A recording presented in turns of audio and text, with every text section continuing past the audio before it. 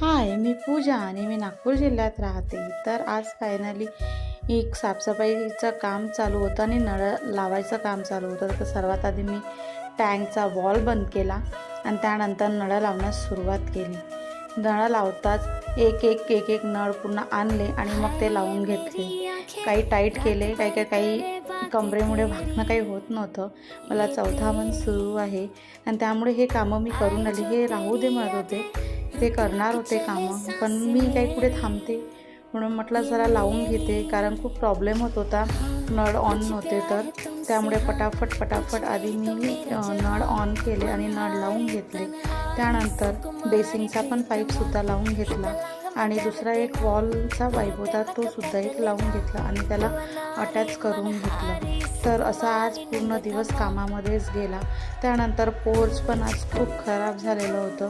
मग आधी वरती टेरेसवर गेली आणि वॉल ऑन केला. तिथे छान असं मस्त फुलं पण लागलेले होते, गुलाबाचे खूप मस्त दिसत होते. तर त्याचा पण एक व्हिडिओ शेअर केला मी. बघा, खूप सुंदर असं रेड कलरचं फ्लावर लागलं आहे. त्यानंतर पोर्च साफ केलं. तिथले पण झाडं पण खूप पामचे झाडं हे झाले होते, तर त्यांचे पण मी आज कटिंग वगैरे करून घेतली. आज खूप जास्त ट्रस्टेड झाली मी आणि कामही खूप झाले, तर त्यामुळे कंबर पण खूप पेन होते. प्रेग्नन्सीमध्ये इतके कामं करणं हे योग्य आहे का? तर मला कमेंटमध्ये नक्की सांगा.